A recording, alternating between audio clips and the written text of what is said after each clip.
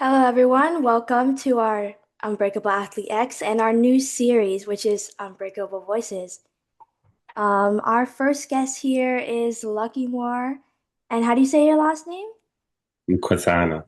Mkosana. Luckymore Mkosana is here today to share a story about playing in Zimbabwe and earning an Ivy League degree at Dartmouth. He also spent the next decade learning the game at the professional level. He played in the MLS, Finland, and in the USL. As work now, he is athletic development strategist with Crimson Education and U.S. Soccer Talent ID Scout. So his job, or I would say his mission, is to share those lessons with young athletes through learnwithlucky.org, where he pairs field training with independent film study and character skills so players can grow in every part of life. The mission with learnwithlucky.org is to help the next generation develop, enjoy the game, and give back when it's their turn. So we're so excited to have you here today.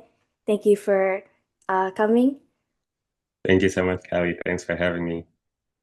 Yeah, so our first question, we knew you grew up in Zimbabwe. How does soccer become such an important part of your journey? Yeah, that's a good question to start off. Coming just from a small town, Plumtree, community-centered city where soccer was the language. Kelly, we didn't like, for example, when I grew up, we didn't like play video games. We were playing soccer outside after school. We go outside and play soccer. That's when I learned how to like communicate, problem-solving skills, just leadership skills on the field. And that way it gave me a sense of belonging as well. Just going out there, sometimes school is hard, but when you go on the field, you find like a sense of belonging because you're doing something that you love. And then that became my passport to education and coming to the US, just being in that part of the environment where soccer was very big. It taught me like lessons that I still have up to today, and I'll touch that more later on. Oh, yeah, that's so you grew up playing soccer. It was just a big part of your life, your daily life there. Yes, yes. What challenges did you face moving from Zimbabwe to the US, both on and off the field? Oof, that's a good one. I would say the first one is just culture shock, right? Culture shock coming from Zimbabwe, just the weather, it doesn't snow there, and going straight to New Hampshire, there's like snow and getting used to the academics, the food, the accents, and just being homesick was the first time I was away from home. It's like 19, 18 when I came, so that's like a big part. I just leaving a family like that. So for me, that was one of the culture shock, and obviously from Kimball Union going into Dartmouth, just the pace, right? The pace of the game was more on the physical side compared to like what I was used back home. Um, and the transitions as well, they're a little bit different. But what helped me a lot is I was just used to play with different environments, all the players. So I had that sense of grit that okay, no matter what, no matter challenges I face, I'm gonna overcome it because I've been in that situation before. And another thing too, Kelly, just like building systems, right? Coming to the US, just having mentors that are gonna help me in terms of balancing my schoolwork. Coming from a small town in Zimbabwe and coming to the Ivy League was a big change for me. So it was really important for me to build systems and have mentors, like weekly routines, and just being like over communicate with the professors. If I had a game like coming up over the weekend, I'll make sure that I let the professors know that if there's an assignment that I need help with or that I might delay submitting, I'll let them know. So that way they really supported me during my Mm-hmm. journey. Mm-hmm. What role did your education play in your journey, and how did you balance it? Because I know you went to Dartmouth, it's an Ivy League school. Mhm. How did you balance the academics and athletics at such a high level and prepare for going pro? Yeah, I'll go back just to how I was raised, right? Building those systems at a younger age, right? Knowing that, okay, for me, my goal was to come to the US, like get a scholarship and come to the US and play professionally after. So I had those foundation in me just growing up, and he had to just align to the soccer side and academic side, making sure that I over communicate right with the professors, and I made sure that I left blocks of sessions. Let's say I have 3 hours today. I'm gonna focus on a certain subject, and also have like other things like doing personal or outside the field or outside school that you have to be a good person to on the community side. For me, that was big because you feel good too, but you're helping other people, helping your teammates, and that way coaches want to see that in a player. So for me, it was more just sticking to the systems that I built and just being disciplined because like college, especially at Dartmouth, it was very difficult. So it was very important for me to have those systems built. Mm-hmm. Yeah, I agree. Um, so you went to, you were from a small town called Plumtree, correct? Hmm. Um, so you went from there to playing college soccer at Dartmouth and then being drafted into the MLS. Uh, what moments tested your belief in yourself the most? It can be on or off the field, or just like a small tidbit Hmm. that you really resonated with you. That's a good question, Kelly.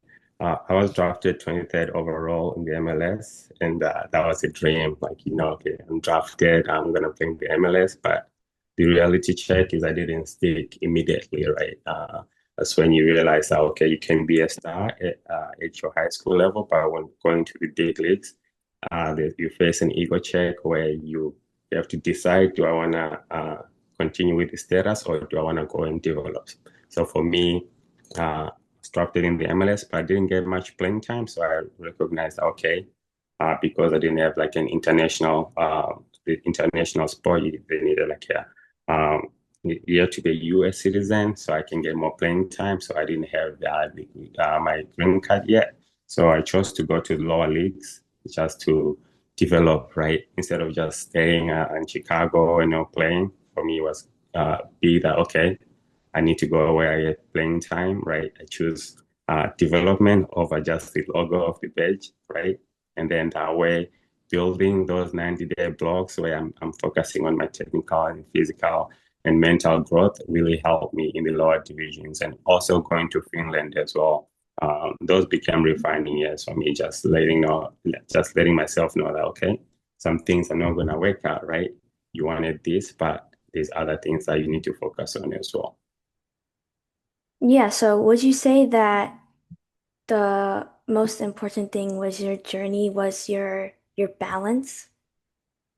I would say just being consistent and persistent in sticking to those systems, right? Because for me, it's about when we're starting, we have a goal that we want to attain. And during that space from where we are in the process, that's when we need to focus more because we got lost in that journey when we don't, there's so many distractions. So for me, it was more like focus on the system and anchored on family support and just building those blocks again. Just okay, you have time for development, you have time for family, and also to it was anchored on faith. Cause I believe that okay, things are gonna happen, so that way I kept going. Mm-hmm. So I know, so you went from MLS to playing in Hmm. a lower league to focus on your development, correct? Yes. So in that time, can you share a time where things felt like it wasn't going to work out and what helped you keep going? That's a good question again. I remember just going back and forth because I was drafted, right? But I was still in school, right? I was still in school. I was graduating in June, so I was drafted like early in the year. I had to go back and forth to take my classes, right? Go for 2 weeks and then go for 1 week with preseason. So for me, that was a time where I learned that, oh, this is hard. I'm missing practice, right? 2 weeks, other players are developing, and I'm also missing school as well. So for me, that was a defining moment that just like making sure that if I went through this, then everything else is gonna be easy. So just having that belief system in myself and making sure that I'm building my systems as I go. For me, it's all about systems. Like, so that's why I bring it up most of the time because you fail when you don't have those systems in place. So doing in that, you've overcome a lot of obstacles, obviously, in your playing career and in your academic career. So, what personal growth are you most proud of, not as an athlete, but a person, something you learned over the years that was really important to your growth? I would say identity, Kelly. I would say just like knowing who I am, right? Just it's bigger than the scoreboard, right? You go to from Dartmouth and then you're going to not being uh, like selected to play in the MLS, right?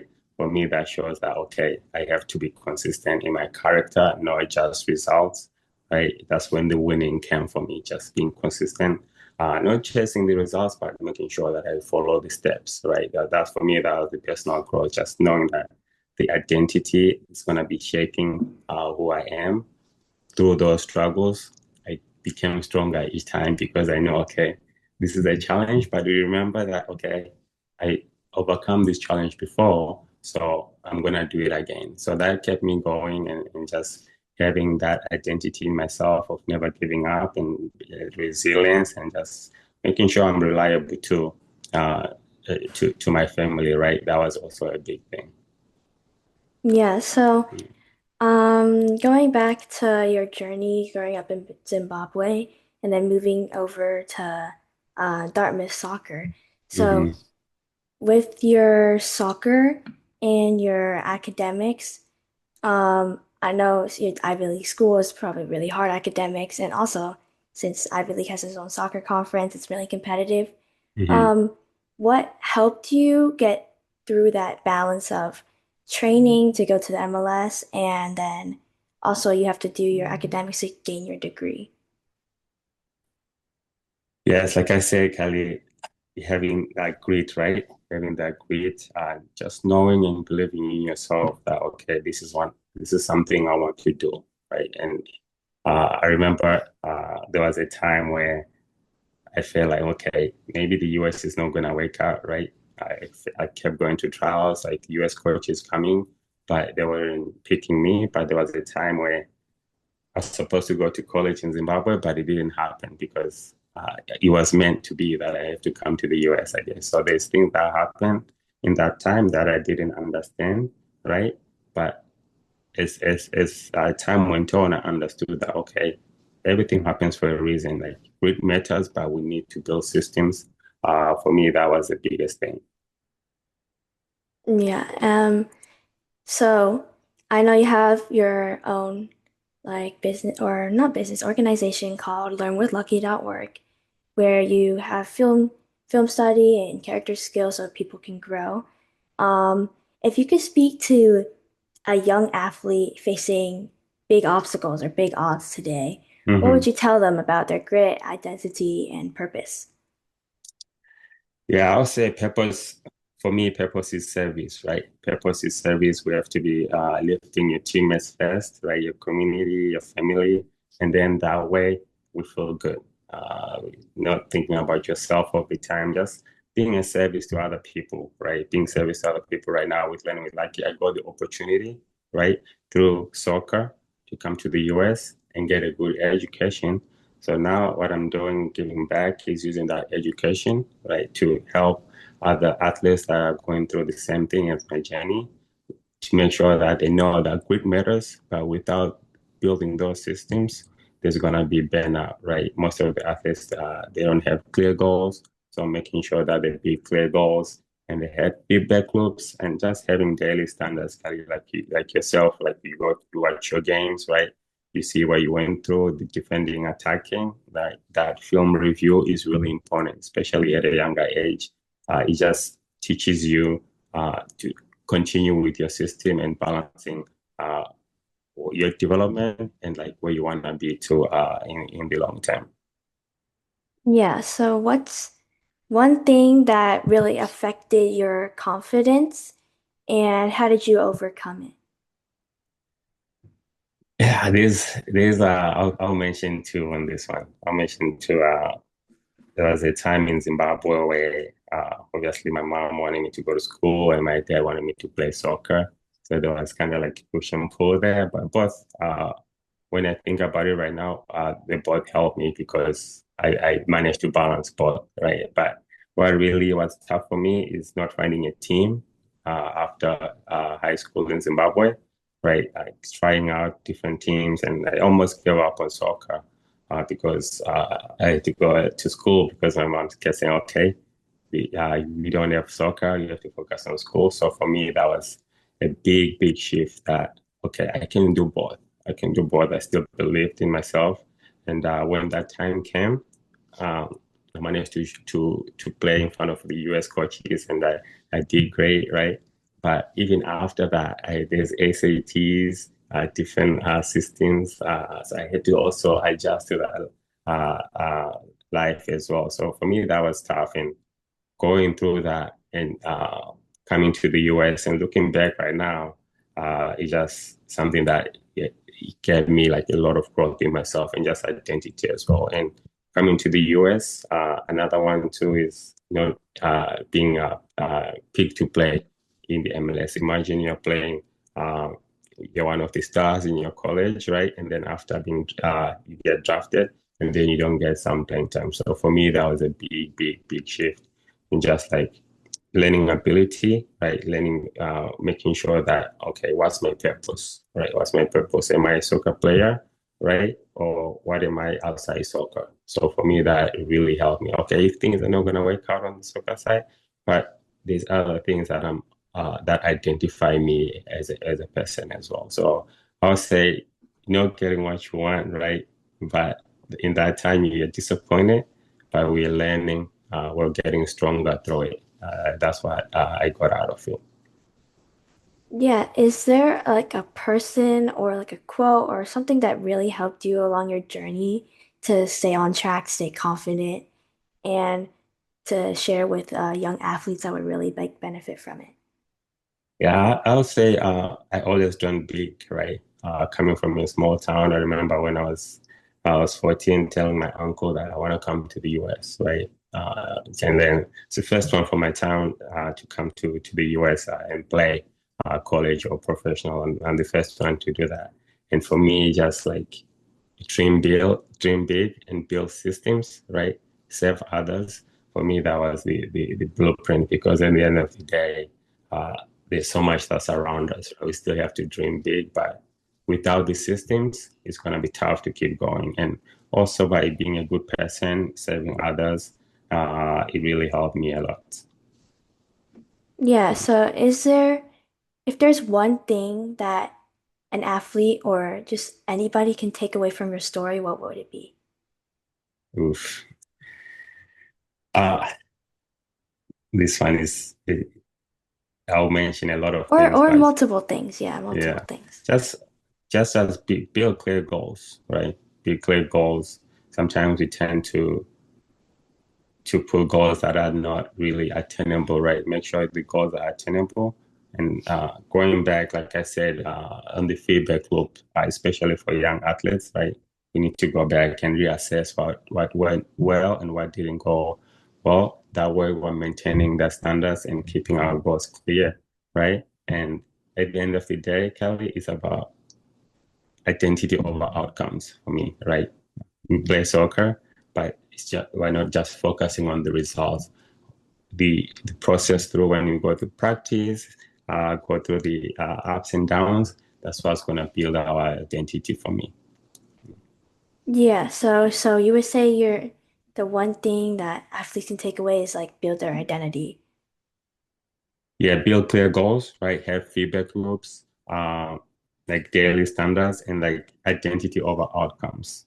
I'll say, make sure you know like who you are as a person. Of course, we're soccer players, but that can affect us if we're just thinking that we're just soccer players, we're beyond soccer players. So for me, that's one thing that I'll tell the young athletes to take out from. Hmm. And what was like a moment where you had like a big mindset shift? I know you went from playing the MLS and then you played in the Finland and the USL. Uh, was there any like big like change in your mindset that came with that change? I would say coming from just leaving Zimbabwe, right? After I left Zimbabwe, coming to the US, and after that, that was the biggest mindset shift for me because I knew I could go anywhere, right? I could go if I could leave my family and come to the US by myself, right? That shows that I can adjust in different environments. I'm going to Finland, going to the MLS, and just sticking to my identity that, okay, obviously I want to play soccer, but I want to also save people, give back to the community. And that way it kept me grounded and not lose focus. Yeah, and then as our finishing question, what's one lesson that you think every athlete should learn from their playing? Sorry, come again? What's one lesson that you think every athlete should take away from their playing experience? Oh, okay. Just enjoy the process, right? Enjoy the process. And I know sometimes you worry about, okay, the goals, winning. But for me, it's about growing through that, the training. You have a bad day, right? How do you come back from that, right? Because all those actions, they also relate to just other things other than soccer, just life too, right? If you can manage to, okay, you make a mistake, and then how quickly can you forget and move on, right? Because most of the times when we're playing, right, obviously you make a mistake and you keep thinking about it. Just having a short-term mindset is going to translate to other things outside soccer. If you're facing something difficult, and then you know, okay, this is how I deal with it. Just having clear goals and just building systems for me is the best. Yeah. All right, thank you so much for being part of our Unbreakable Voices series on Unbreakable Athlete X. So glad to have you. Thank you for sharing your story today. Thanks for having me, Kelly. Thank you.